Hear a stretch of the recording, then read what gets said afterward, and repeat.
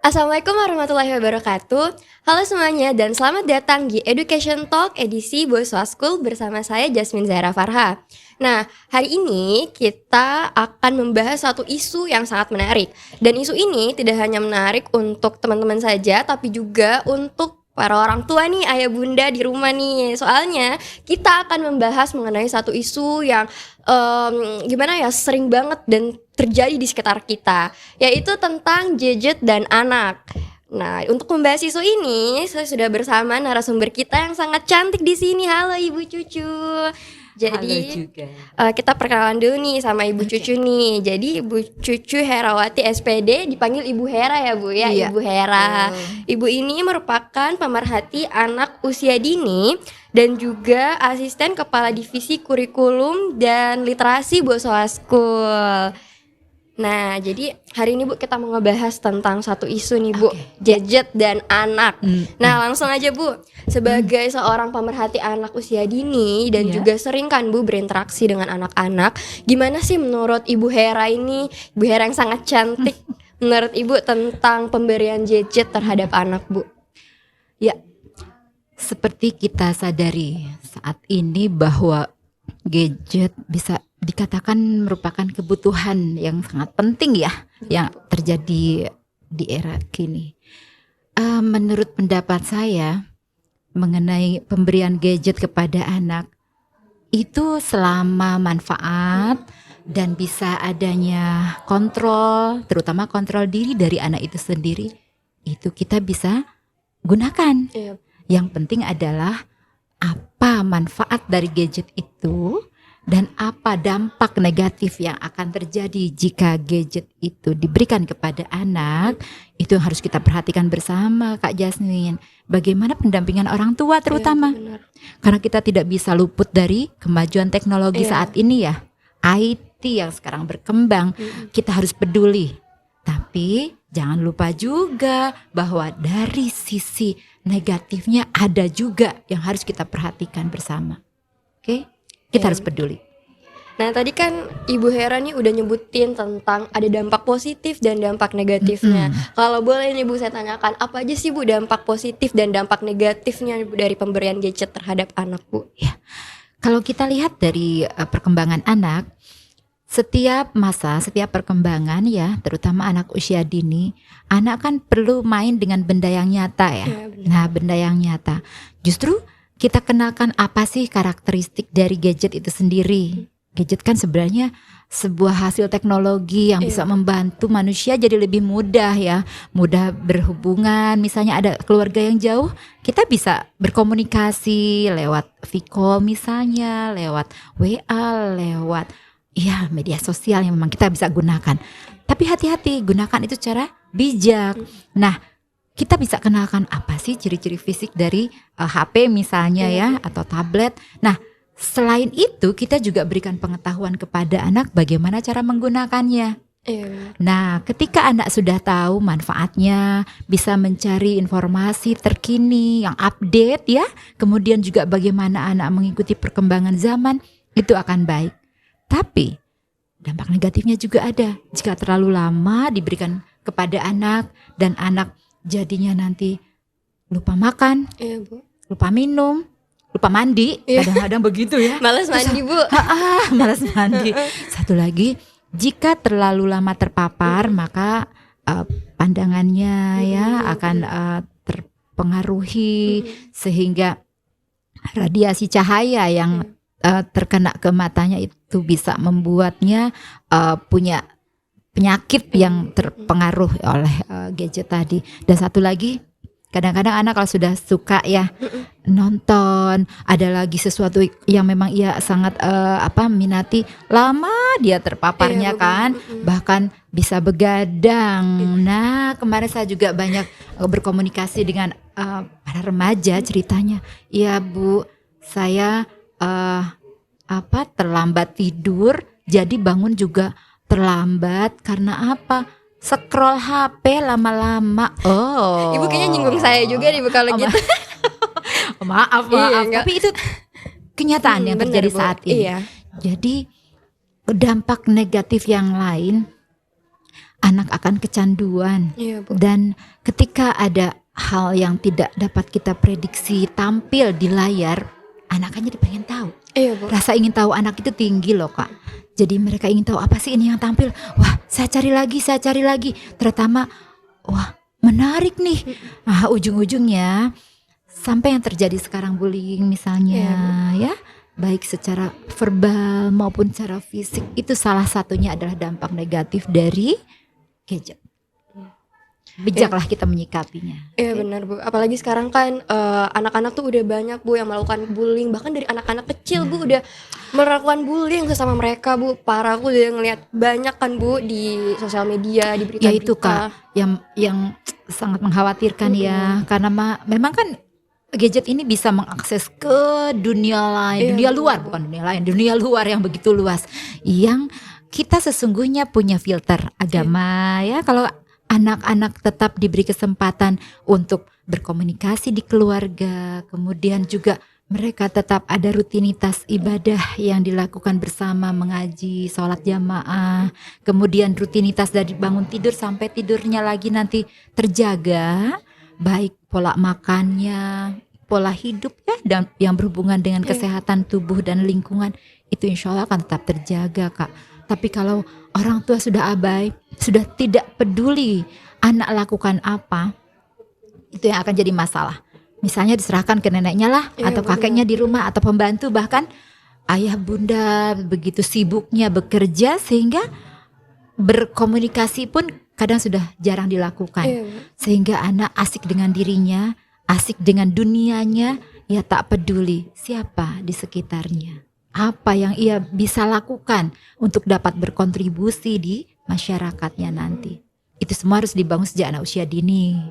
Kalau di usia 0 sampai 2 tahun terpenuhi kebutuhannya bermain dengan benda-benda nyata yang meliputi pengembangan dari semua panca inderanya, contohnya ya. Selain itu juga ia bisa berinteraksi langsung dengan benda-benda di lingkungan dan orang-orang, serta ia tahu kejadian-kejadian apa, sebab akibat seperti apa, bagaimana bermain yang merdeka, merdeka bermain, merdeka belajar ya Kak ya, itu akan sangat bermanfaat. Di usia 2 sampai 7 tahun, di tahap yang kedua menurut Jean Piaget, itu sangat berguna untuk membangun mereka siap nanti di keformalannya. Nah, di usia 2 sampai 7 tahun itu ada di usia TK ya, playgroup, TK, mereka membangun dirinya, membangun semua aspek perkembangannya dengan kita berikan 4 pijakan yang berarti, dalam arti apa? Pijakan lingkungan mainnya mereka kita sediakan secara optimal. Dan kita juga sebagai guru loh di lingkungan mereka berada.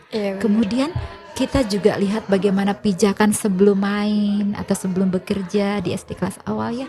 Kita bisa lihat anak merespon dengan positif. Yang ketiga, pijakan selama main. Pendampingan orang dewasa sangat dibutuhkan. Mereka mendapat kosakata yang positif, mendapatkan dukungan-dukungan untuk maju lebih baik lagi, lebih menaikkan tahapan perkembangannya. Dan terakhir adalah recalling atau pijakan setelah main. Sangat membangun apa? Kemampuan berpikir kritisnya, urutan, kemudian ia mampu menceritakan sesuai tahapan tentunya ya.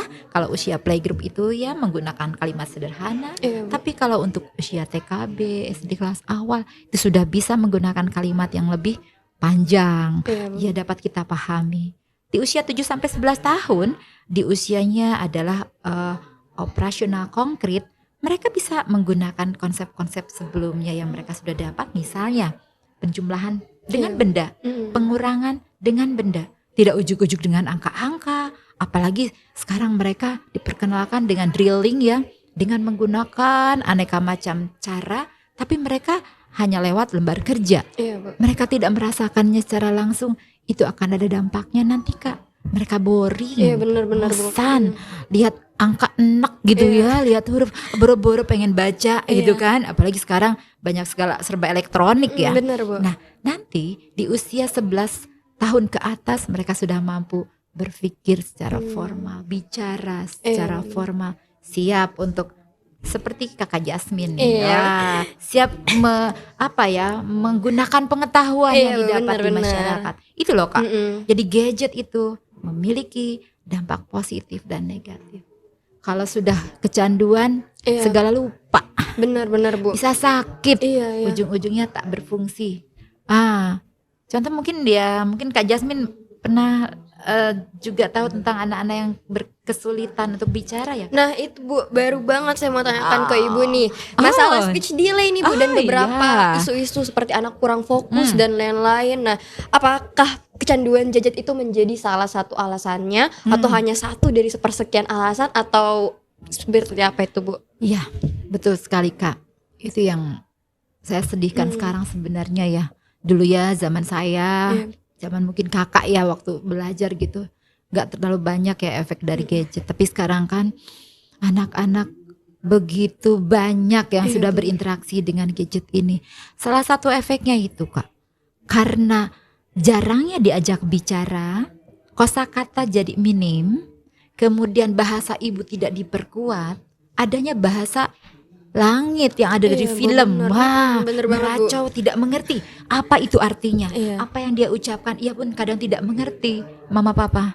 Jadi ketika anak mendapatkan paparan film atau game yang menggunakan bahasa asing contohnya, yang mereka juga kadang tidak mendengar kata-kata yang jelas dari isi film itu sendiri atau game, mereka jadi bingung Kak.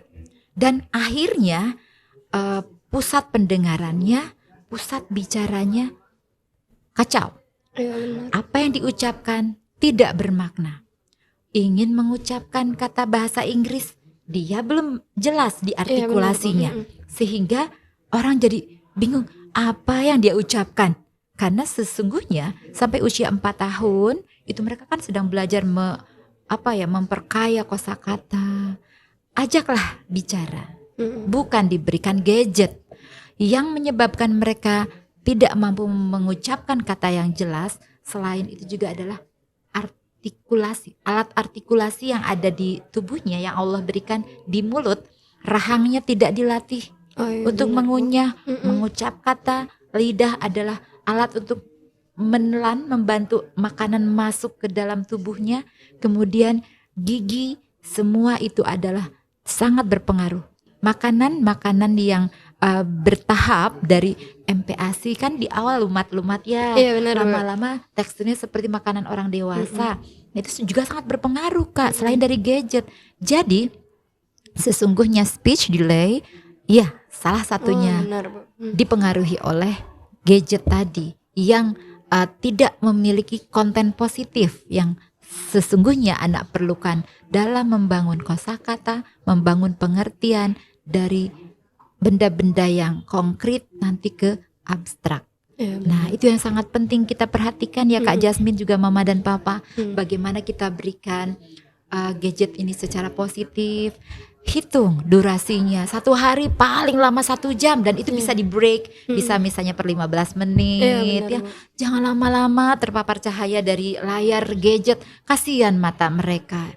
Anak usia dini akan pudar binar matanya, akan pudar rasa ingin tahunya jika gadget sudah memenuhi pengalaman hidupnya. Berilah kesempatan mereka bermain, merdeka bermain. Saat mereka sudah siap belajar dengan bekerja, berikan kesempatan itu dengan banyak proyeknya tentu.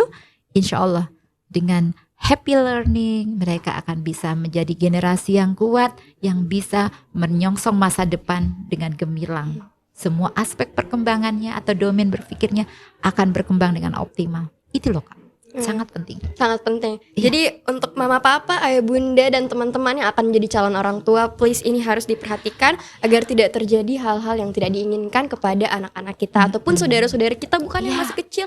Soalnya saudara saya tuh, sepupu-sepupu saya Bu, masih kecil-kecil udah pada main gadget gitu. Kalau diambil gadgetnya marah. Nah, nangis. itu salah satunya. Jadi perkembangan sosial emosi juga terganggu. Ya sudah sulit mendengar, menerima pendapat orang lain, sulit mengenali emosi diri dan orang lain. Akhirnya maunya didengar tidak bisa mendengar orang Iya lain, benar, Bu. kemudian tidak bisa mengontrol emosinya, dan jika keinginannya tidak dipenuhi, marah ya kan, yang muncul seperti itu. Tantrum, Bu. Ngamuk. Tentrumnya, kalau sudah tantrum Iya. sulit untuk ditenangkan ya. Nah itu, mari mama dan papa kita bergandeng tangan bersama untuk bisa bantu anak-anak Benar. kita ya, bantu lingkungan kita untuk tetap berpikir positif dan menggunakan sebaik mungkin gadget yang ada di genggaman kita, di lingkungan kita. Benar, iya. Bijak dalam menggunakan gadget, apalagi untuk anak-anak kita. Oke? Bukan cuma anak sih, Bu. Anak remaja juga nih, orang tua juga nih. Oh, dan harus satu lagi, bijak. jadi model. Kalau orang tuanya sudah menjadi model yang Iya, positif benar. dalam penggunaan gadget, insya Allah anak-anak juga akan melihat hal positif tersebut. Iya benar, Oke, Bu. Kak. Soalnya sekarang kan anak tuh selalu memperhatikan apa yang orang tuanya lakukan Oh, kan, sudah Bu. jelas itu ya. Jadi ketika orang tuanya melakukan sesuatu, pasti anaknya tuh akan mencontoh, Bu. Makanya orang tua itu berperan penting dan harus memberikan contoh yang baik terhadap anaknya, Bu. Luangkan waktu kita untuk Ananda. Sesibuk apapun, insya Allah akan ada quality time bersama Ananda kita. Insya Allah bisa. Oke, satu lagi nih, Bu, mungkin pertanyaan yang menurut saya sangat penting dan untuk mama, papa, ayah, bunda dan teman-teman pelajaran orang tua, please perhatiin pertanyaan ini baik-baik. Gimana sih, Bu, tips dari Ibu Hera nih untuk semua orang tua untuk mencegah terjadinya kecanduan gadget? Apa yang harus orang tua lakukan? Dan apakah nih, Bu, ada media lain sebagai pengganti gadget terutama di era yang serba digital ini? Metodenya apa, Bu? Gitu. Bisa di-share nih, Bu, ke orang tua. Oke, menarik sekali pertanyaannya nih ya Bunda ya, bahwa ketika kita menghadapi masalah seperti ini, tips apa sih yang kita bisa lakukan supaya mereka dapat efek positifnya gitu ya? Kalau menurut saya, yang paling penting adalah peran serta kita, pendampingan orang dewasa yang bermutu ya, bukan hanya lamanya waktu dalam pendampingan, tapi adalah kualitas kita. Yang pertama, pendampingan orang dewasa. Yang kedua, kita harus tahu konten apa yang ada di dalam gadget tersebut, dan kita juga bersama-sama mereka, belajar bersama mereka. Yang ketiga adalah bagaimana kita mengelola waktu bersama keluarga, kemudian bagaimana kita bisa ambil manfaat dari media tersebut. Dan sesungguhnya di zaman digital sekarang ini, negara maju pun kembali menggunakan buku-buku bacaan sebagai sumber pengetahuan. Atau ajaklah anak kita menulis jurnal, menulis diary yang justru dulu ya pernah mungkin mama papa rasakan juga, semua perasaan, pengalaman baik senang maupun sedih, kecewa, dan banyak perasaan kita bisa tuangkan dalam tulisan. Kemudian kalau mencari media yang sesuai dengan perkembangan anak, carilah media digital atau aplikasi-aplikasi yang itu berisi konten-konten pembelajaran dan sikap baik yang berikan untuk anak-anak. Dongeng-dongeng, kisah Nabi ada di situ. Kemudian IPA Go, sekarang ada bagaimana belajar IPA yang menarik melalui konten media sosial dari gadget tersebut. Itu bisa, tapi ingat durasi tetap diperhatikan. Oke. Itu tipsnya. Oke, terima kasih banyak nih, Bu, tipsnya. Jadi untuk semua ayah bunda, mama papa dan teman-teman calon orang tua nih, soalnya ilmu parenting tuh mahal, bukan mahal dari segi materinya ya, tapi untuk mempelajari ilmu parenting itu kita harus benar-benar mempelajarinya dengan baik. Karena untuk semua orang itu bisa punya anak, tapi tidak semua orang bisa jadi orang tua yang baik kan, bukan? Betul, niat yang satu kita kukuhkan bahwa saya menjadi calon orang tua dan menjadi orang tua yang betul-betul niatnya karena Allah. Satu lagi adalah siap untuk mencari terus pengetahuan dan pengalaman yang akan menjadikan sabar kita akan lebih dalam. Benar, Bu. Sabar, ikhlas, dan bersyukur. Itu 3 kata yang selalu saya gaungkan untuk bisa membangun diri saya sendiri dan teman-teman yang berada di sekitar saya. Terima Benar, kasih. Bu. Tuh, jangan lupa ya, sabar Bu, ikhlas dan bersyukur. Benar banget. Oke, terima kasih banyak Ibu Sama-sama. Hera atas ilmu-ilmu dan informasinya yang sangat bermanfaat bahkan untuk saya sendiri Bu. Yang masih Semoga mahasiswa manfaat nih, ya. tapi mahasiswa juga harus belajar kan Bu, cara menjadi orang tua yang baik. Untuk para ayah bunda, mama papa semuanya, terima kasih banyak ya Ibu Hera ya. Sama-sama. Dan terima kasih juga untuk semua penonton podcast yang ada di rumah. Jangan lupa untuk tetap stay tune di podcast Education Talk berikutnya. Akhir kata, wabillahi taufiq wal hidayah. Wassalamualaikum warahmatullahi wabarakatuh. Dadah. Waalaikumsalam.